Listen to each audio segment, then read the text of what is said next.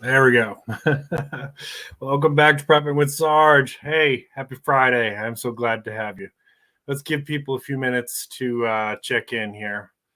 Yeah, usually takes a few minutes for the alerts to go out and everything. So if you are in, if you've made it into the stream, it's good to be here. I appreciate you giving me some of your Friday.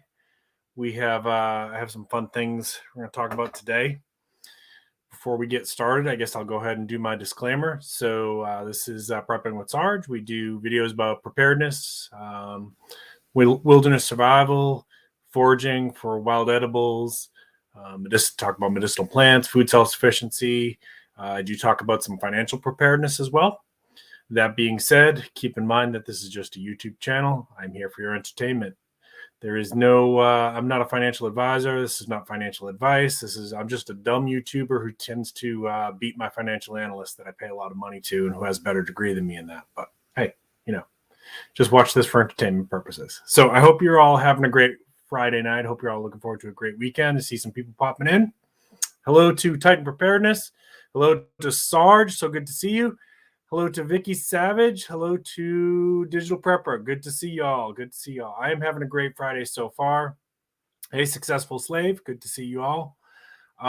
So before we get too far into it, Sarge, I'm glad to see you. Sarge and I have been communicating offline off of YouTube because I cannot make comments on Sarge's videos. We do not know why. This has been going on for a while. This kind of goes back to some of the things we've talked about before with like YouTube taking your comments down, YouTube eliminating your likes, things like that, taking your views away. So I finally got some video of it.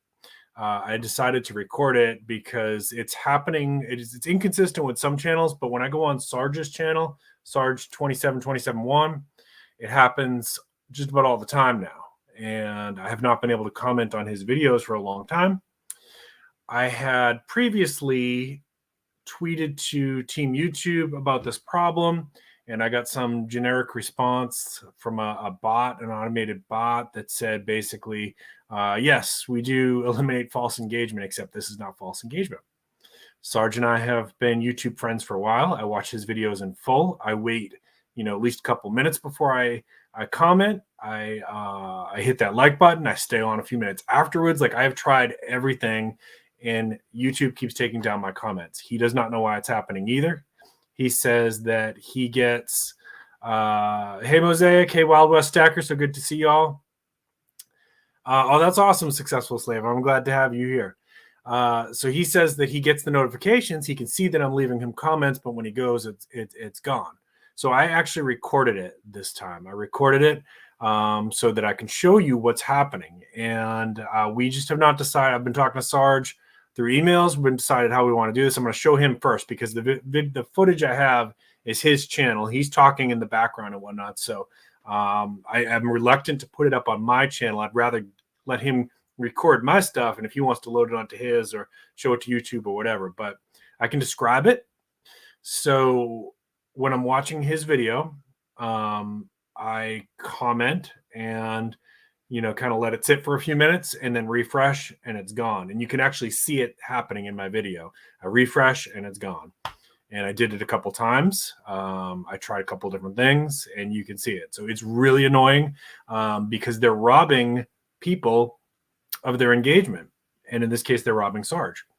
And we all know that the algorithm and how you get suggested and how many, how your channel does is based on things like engagement, based on things like likes that are disappearing, based on things like comments that are disappearing. So that's my little rant about that. I did finally get video of it. Now it's happened with other channels. It happened with Pistol Packing Pilot's channel this week. I did it. I left him a comment, went back and checked, and it was gone. And then I did it again, and it was there. But with Sarge's, it happens consistently. My friend, the Tattooed Ronin, there was a couple times I was leaving him a comment, come back, and it was gone. So if you're seeing this happen with your channel, or people are telling you, hey, I left you a comment and now it's gone, whatever, it is a real thing. I have a video of it now. Unfortunately, getting YouTube to actually do something about this, I don't know. I mean, I think it's going to take a lot of people saying, hey, please do something about this, because I tried, and here we are. It's still happening. I appreciate y'all. I appreciate my audience. I appreciate some of you come here every Friday night and join me. We're gonna have a little fun tonight. All right, let me check some of your comments here. So Sarge is saying I can go ahead and load it on my channel. Let me show it to you first, and then we'll go from there. I gotta load it up this weekend, and then I'll send you the link. I'll do it like unlisted. If I send you the link unlisted, you'll be able to see it. Yeah, YouTube being broken again. It's frustrating. Looking forward to annoying everyone. WildWest Stacker. I was checking out your video. So if you guys haven't seen WildWest Stacker's channel, he's got some really cool stuff that he does with bismuth. I don't know if I'm pronouncing that right, but it's really cool to see like when that stuff melts and how it forms. It's like actually makes like what do they call them? Fractals. Makes like fractals, like geometric shapes and stuff. All right. Let's see if I got everybody caught up.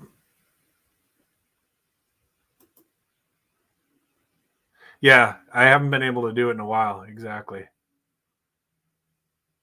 Okay, so yes, unsubbed. So that's happened too. I've talked about this before. So Talon Sai is a pretty big channel, and he does videos on like knife reviews and skateboarding tricks and stuff like that. I'm not into the skateboarding, but I do like his knife reviews. And he's had a heck of a time where he's been demonetized and he's had subscribers just like taken off of him. I've been subscribed to him and I've been taking off of his involuntarily at least a couple times. And how I discovered, I'm like, man, has he not uploaded in a while? I go to his channel and it says subscribe. The subscribe button's lit up. Bismuth crystals, GAW, and copper GAW vid drops tomorrow morning. You all need to check that out. Dove Seasons, good to see you. All right, so a couple things. What we're going to talk about today is different types of preppers and the prepper that annoys me the most. So before we get into all that, a couple financial things, because, you know, I do talk about financial preparedness on this channel. The Time Magazine had actually a couple cool articles this week that I recommend that people check out. Now, the first one was... actually, let me pull up the name. Okay, so what the history of money says about its future. Okay, that is, you can look that up by title. What the history of money says about its future. I'm going to give you basically the short version of that is that currencies rise and fall, and the dollar has had a very strong run as the preferred currency in the world. For a long time now, but it really got solidified after World War II when we went into the alliance with the for the petrodollar. So basically, our money is tied to oil and is not backed by the gold standard. This talks about all that, but it seems like, right? And again, this is not financial advice, not a financial channel. We're just talking. We're just talking. We're just entertaining. That's all I do. What it seems like is that there's going to be no surprise to all of you because I know you all are on top of this, but currency is moving towards a massive change, right? So our paper dollars are going away, right? When's that going to happen? I can't tell you for sure. I can tell you that China has moved to a digital currency and they are going to be phasing out paper dollars. And the U.S. is looking at going to a digital currency, which is going to get into the next article that I'm going to talk about here in a second. When people have asked me, like, you know, there's a lot of talk on prepper forums and things like this. Hey, Luke, it's good to see you. I saw that great news that you shared on Instagram today. I'm so happy for that. I've been praying about that, so really glad to see that. Trident Stacking, good to see you. So as this currency change happens, the U.S. could lose status as preferred currency. And one of the problems here is like we're behind the curve, right? We're behind the curve. Now, when I talk about digital currency, the U.S. is not going to adopt Bitcoin, right? So I know there's people who think that's going to happen. I can tell you that with confidence, that's not going to happen. Am I against Bitcoin? No. I trade Bitcoin. I flip Bitcoin. I currently own a little bit of Bitcoin. I'm not against it, but I don't have any kind of delusion that that's going to be the U.S. currency. They want to create their own. The reason they'll never use Bitcoin is because they can't control it. They don't own it. They can't see all the stuff that's happening where the transaction at. They want a digital currency where if you spend 5 cents on a piece of bubble gum using your digital currency, they know you spent 5 cents on a piece of bubble gum. They want to be able to track everything. It's, about monitoring currency so that people can't do tax evasion and stuff like that. And, part of me gets that, but part of me also says, like, what you spend your money on is your business, right? I mean, come on. So anyways, it's going to happen whether I want it to happen or not. Like, nobody cares about Sarge's opinion on this, right? It's going to happen. It's going to happen. And if other countries are already getting ahead of us, that's a concern. So read that Time Magazine article about the history of money. Now, the other article that ties into this a little bit.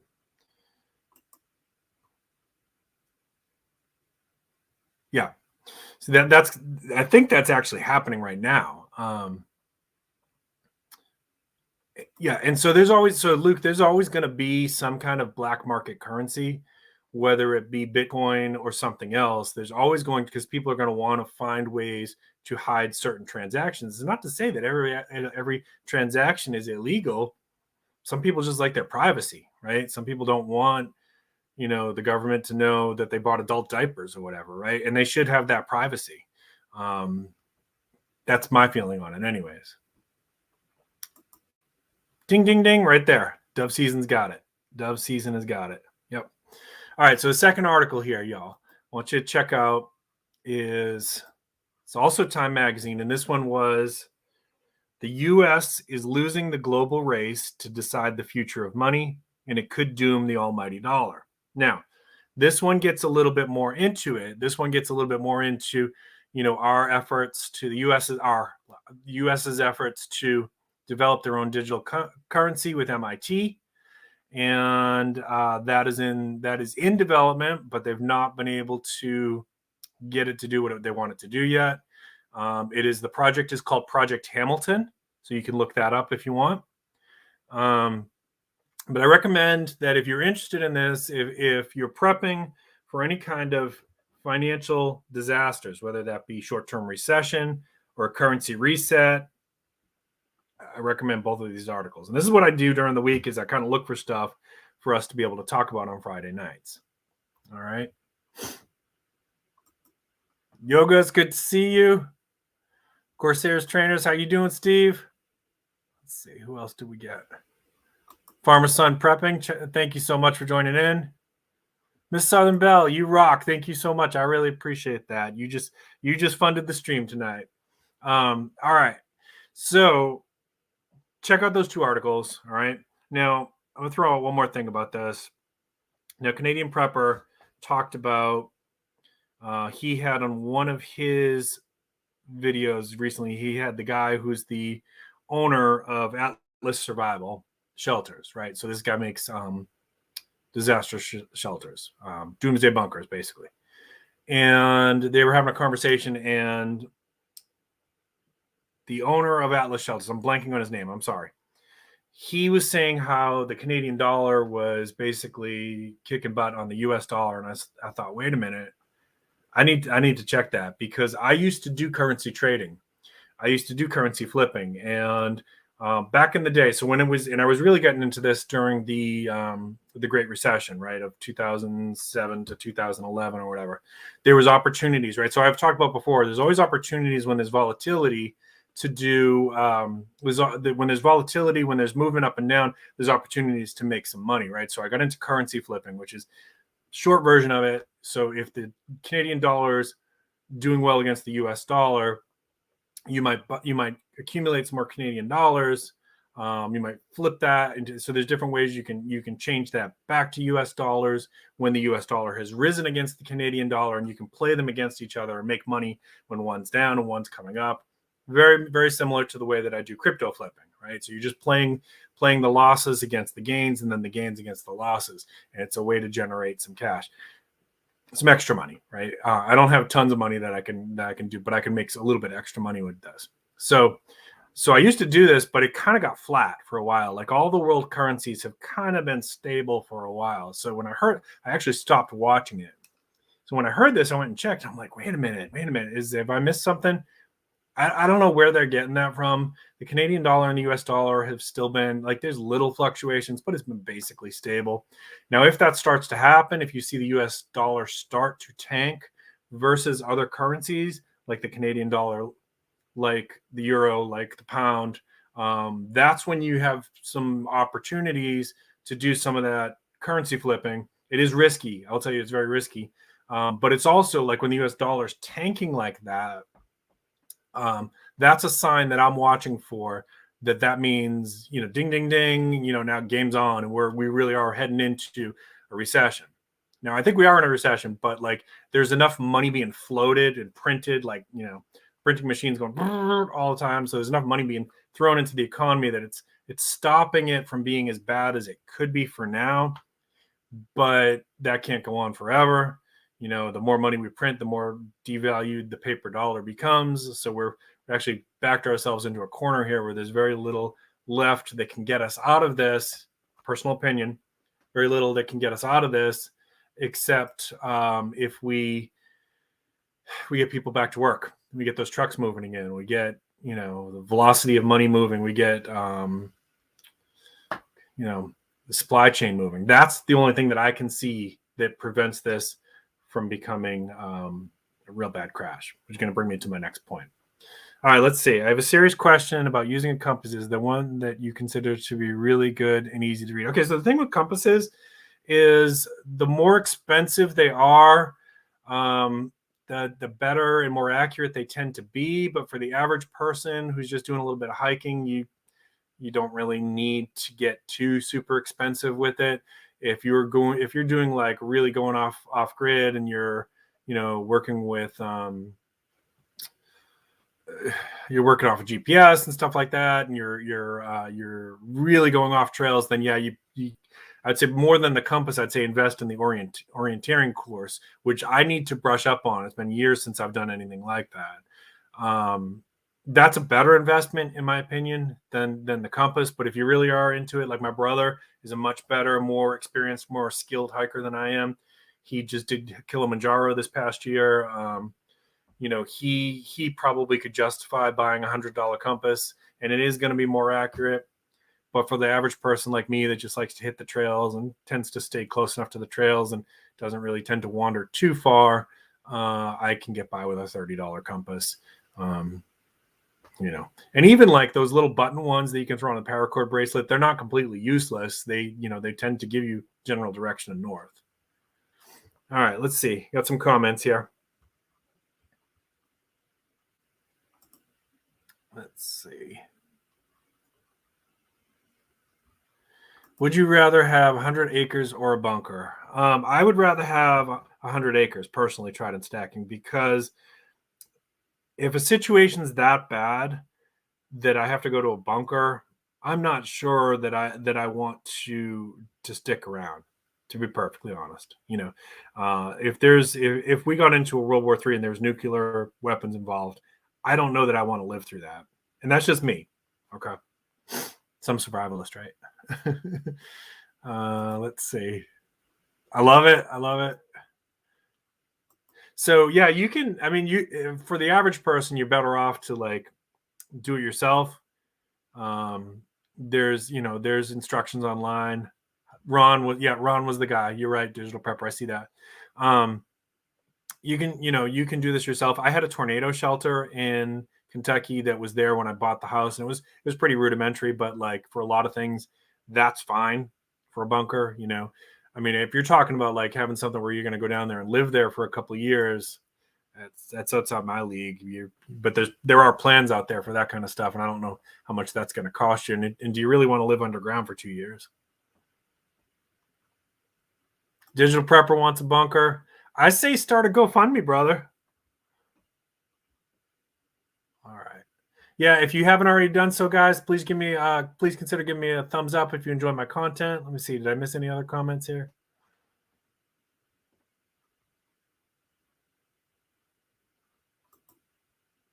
Yeah, so you gotta hide that entrance to that bunker if you've got it. Now, you know what I would say? Okay, so since we're talking about the bunkers, this is not really where I was going today, but if we're talking about the bunkers, there are a lot of bunkers across the United States, right? And so thinking about what Digital Prepper has talked about information that is sold on the dark web and the deep web, right? I wouldn't be surprised if somebody's out there compiling a list or has compiled a list of where all the known bunkers are, right? I'm talking about not just the privately owned ones, but like the government ones, like the one that's supposedly under the Denver International Airport, right? And I know there's one at the Greenbrier Hotel that's been decommissioned, and there's Cheyenne Mountain, and there's was it Dark Raven, I think, is the one where Congress supposedly goes if there's an incident. So imagine if somebody was able to compile the locations of those things, how much of a price that would get on the deep dark web. All right. Don't do anything illegal, kids.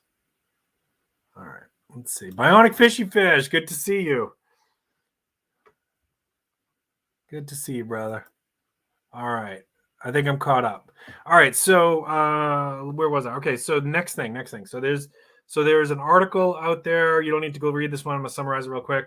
Barry Bannister is a well-known analyst, and he is predicting a 10% correction in the stock market. I wholeheartedly agree with that. They base that stuff off of the things like the price to earnings ratio, right? So when you look at a company, I'm going to make up a company. Let's say Acme Corporation, and let's say they sell widgets. So Acme Corporation, people have been buying and selling Acme Corporation because some Reddit thread is saying, "Hey, pump this one up." Everybody buy Acme, right? So everybody's buying Acme, and the price goes up, but because of the supply chain disruptions, Acme is really not selling that many widgets, right? So that throws off things called like the price to earnings ratio, and then so there's ways that analysts and also now computer algorithms can look at that, and they can say, how much is this stock really worth versus how much is it trading for? And we're way disproportionate right now. So a 10% correction, I agree with. That's probably going to happen. I actually thought it would happen sometime September and October. We're not out of October yet. We're near the end of October, and we had a couple little corrections, but it keeps bumping right back up. There's a lot of money being pumped into the stock market, but it's not. So a lot of people here are into precious metals, right? How much is an ounce of silver worth? Well, that's a complicated question, right? So a lot of people in here may say, well, an ounce of silver is worth $100 an ounce. It's not trading for $100 an ounce right now. It's, you can get for, let's just say, a 2021 American Eagle somewhere between $30 and $40 right now, right? So what if everybody started buying it at $60, $70 an ounce, but it doesn't really match up with how much silver is coming out of the ground, how many silver eagles are available? That's what I'm talking about, that it doesn't, the price to earnings ratio doesn't always match up. And when it is, you're in a bubble. And when the bubble pops, you get the correction, right? So there's a lot of stuff, a lot of indicators right now that a lot of companies are in a bubble. People bought those prices way up, way beyond what an algorithm says it's worth, okay? You could make the other argument and say a stock is worth what people are willing to pay for it. Yes, that's true. But over the course of time, those algorithms tend to be pretty accurate in predicting when there's about to be a correction. So what am I saying? Take your money out of the stock market? No, I'm not saying that at all. I'm not taking my money out of the stock market.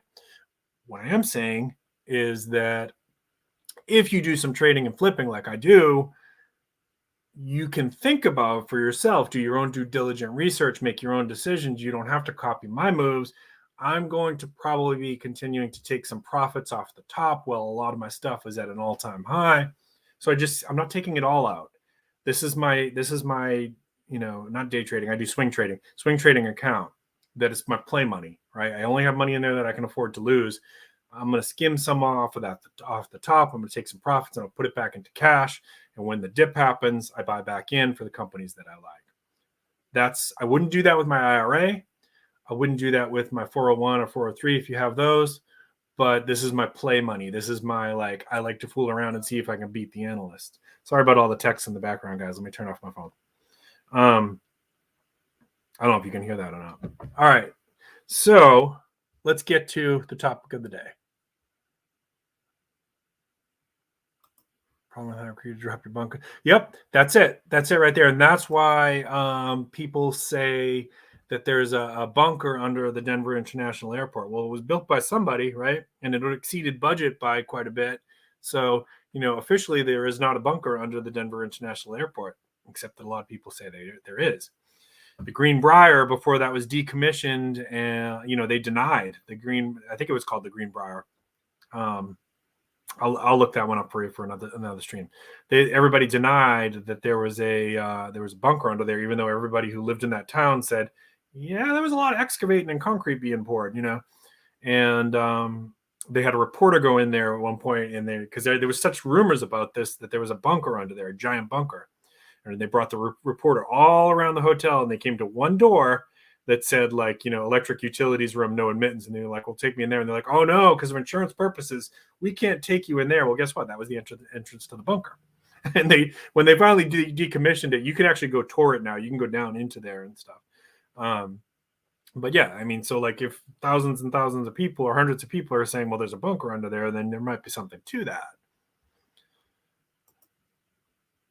Yeah, what song is that, Prepper Days? That is, it's like Southern Rock. Who is that? Is it not? That's not the Eagles. Who is that? I can hear the melody in my head. All right.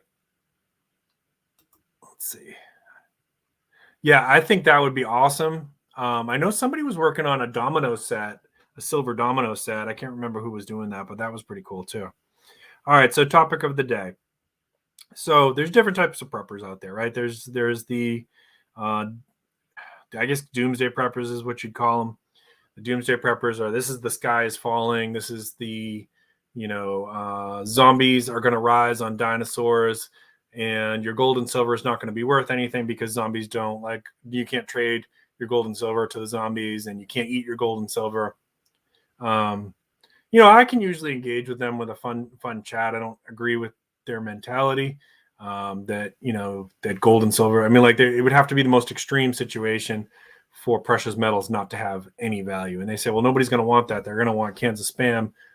They're going to want bullets, beans, bullion. No, not bullets, beans, Band-Aids, and batteries, right? I add bullion to that, right? Because there's going to be people out there, just like you're seeing in Venezuela right now, who have all of that stuff. And what they want is your grandmother's heirloom ring. And they'll give you as a can of Spam because they already got tons of it. They got a warehouse of it. A lot of times it's the people who are controlling the area, right? A lot of times it's the people who are controlling the supply chain there. So, if for over thousands of years, precious metals have been used for, SHTF situations, to bribe people to look the other way, to cross borders, to check into another country and buy into that currency. It's an anonymous form of paying people. It's hard to imagine that unless it's the most extreme, like world-ending scenario, would that not be a factor? Now, do I think people who are new to prepping should go out and spend all their money on silver and gold? No. I think you need to focus on water safety, food self-sufficiency, and food storage, and some kinds of means of self-defense. You need to think about your house security, things like that, right? But once you start to have all that stuff moving in the right direction, paying down your debt, which is where we're going to be coming in a second, then you can start to think about what else, and financial security should be part of that, and financial preparedness, and silver and gold might be part of that as well. Almond Brothers, thank you. I knew it was Southern Rock. Thank you. All right. Tribulation, good to see you. All right. So there we go. All right. So we have the doomsday preppers. Then you have people like me who really don't. Yeah, I do think about stuff like that, but it's not my focus. I don't think about. I'm not hyper focused on the end of the world. I'm focused on recessions. I'm focused on another Great Depression. I'm focused on, because I live in a city that's basically on the ocean and at sea level, I worry about climate change. I do worry about wars. That's a constant threat, and the United States could be attacked again. And I live in a city that would be a very strategic target, shall I say, because there's an Air Force base here. There's a Navy weapons depot. There's other, I'll just say there's other strategic assets here. So those are the kind of things I worry about, but I guess probably financial and storms, hurricane, things like that. I tend to be more that focused. So I tend to think of myself as more of like a To steal a term from Furfell, a modern day survivalist, focused on like the everyday SHTF, not the big stuff. Not to say that I don't have some thoughts and preps for that kind of stuff. Of course I do. But that tends to be where my channel focuses. And then, I guess you have everything in between. You have people who are just focused on homesteading and food self-sufficiency. You have your bushcraft people who focus on like surviving out in the woods. You've got, your lost in the woods survivalists, right? Everything in between. Yeah, that is nuts. That is nuts.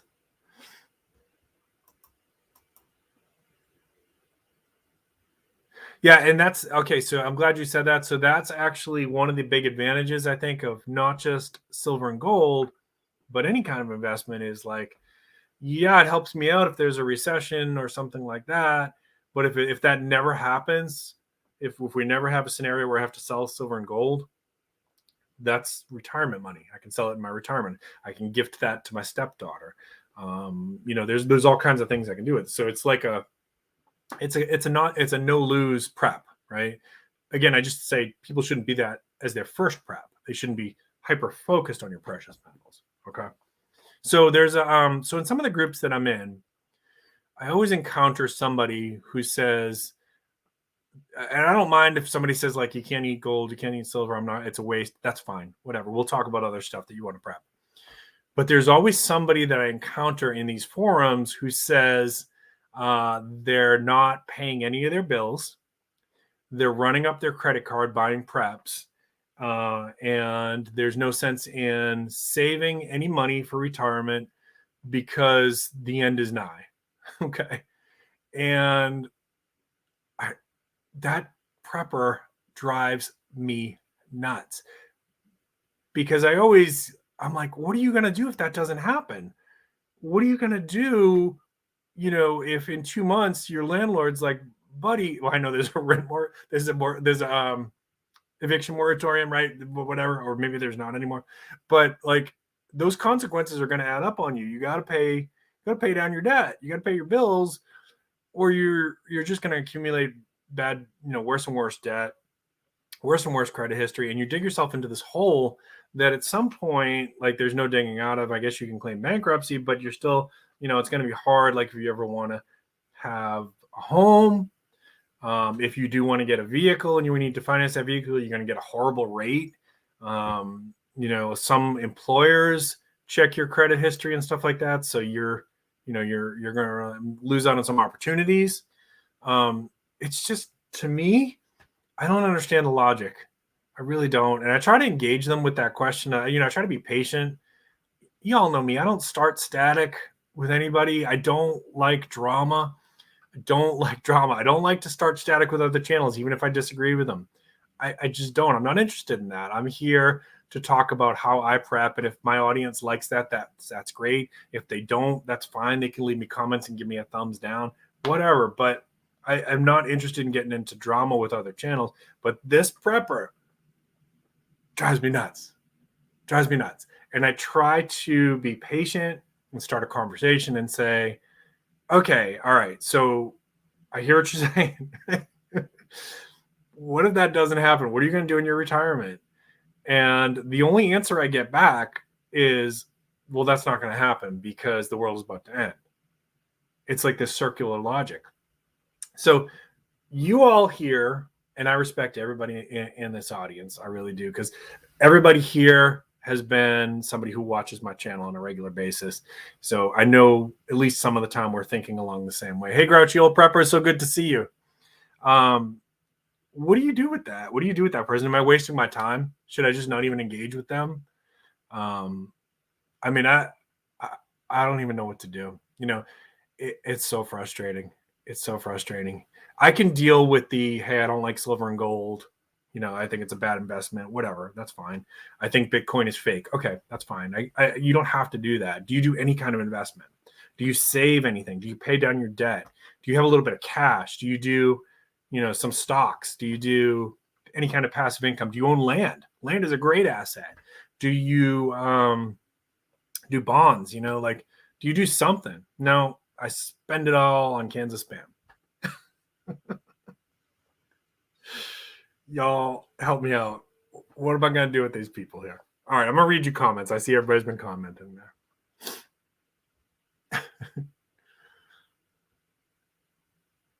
All right, so yeah, Allman Brothers, thank you for that.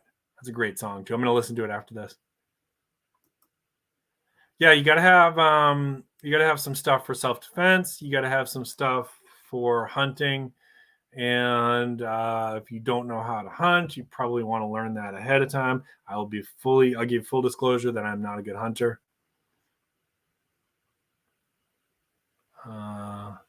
Zombie movies are awesome.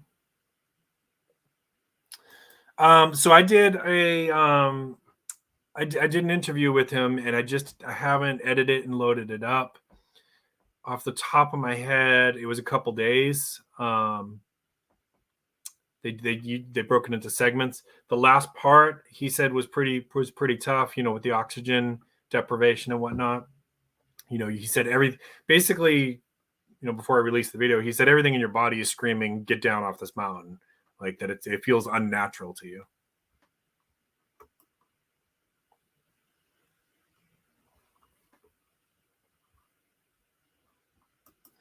You can definitely do that, Johnny. You can definitely do that. You can. There's some stuff and I like a good conspiracy theory, but some of them get a little far-fetched. I mean, as far as like conspiracy theories go, I've talked about like I find UFOs interesting.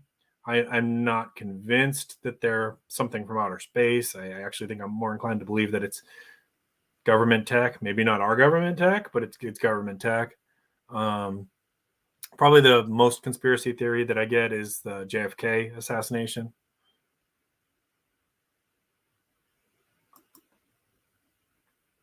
There you go. There you go, Prepper Days. So that's the other thing. Like people will say, well, if you don't, silver and gold, try paying for something with it. Well, yeah, it doesn't really work right now. I've tried. I've tried. Like I had a guy that used to do my oil changes for me, and I tried negotiating something with him, like an ounce of silver for an oil change, and he wasn't interested. But I get that because cash is the currency right now. But what if the dollar loses value? That changes the game. Outstanding. Good job. I love that.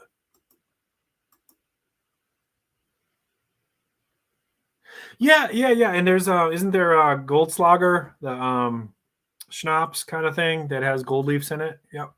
So technically you can. That's a good point.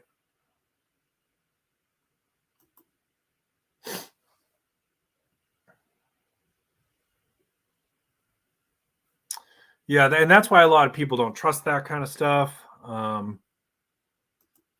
The fear is that that all could collapse. Check your state and your 10 years residency. Oh, that's nice. That's nice. Bacon, I don't know. I don't know anything about that. I haven't heard anything about that. So anyways, that's my comment about the prepper that drives me nuts, right? So I don't see anybody having any good advice in there for me for how to deal with them. So I guess I'll just keep arguing with them, and I'll keep trying to convince them to have something. Again, you don't have to do Bitcoin. You don't have to do. Here's what I'm going to end with. You don't have to do Bitcoin. You don't have to do silver and gold. You don't have to do stocks. You don't have to do REITs. I like all of the above, right? Personally, I like all of the above, and I like to diversify. I think I like to own a little bit of property, like land and a house. I like to have some other physical assets, tools and things like that.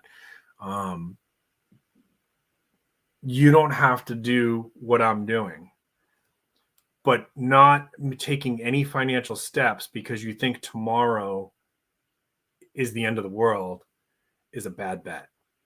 It's a really bad bet. I've seen people YOLO their paycheck on a meme stock, and I would say that that's a bad bet, but not making any attempt to think about your financial future is a much worse bet. And financial prepping is part of prepping. Financial preparedness is financial survival. And one of the most common events that we are all going to see is some kind of recession or a depression. I'm almost 50, and I have seen, I counted it the other day, 5 or 6 recessions just in my lifetime. And we come out of them, right? And I don't think the next one is the big one that everybody's afraid of. I think it could be a big one, but I don't think it's the financial reset, because I don't think that's going to happen. Personal opinion. I don't think that's going to happen until the U.S. is ready to roll out whatever digital currency Project Hamilton is going to give them, right? It's my personal opinion. All right. Any final comments here? Anybody want to plug anything? I think Bacon's going live later on at 11 p.m. If you guys have anything you want to plug for that you got coming out this weekend, go ahead and drop it in the comments down below. Some are willfully blind. You can't, I guess. You can't. Yeah.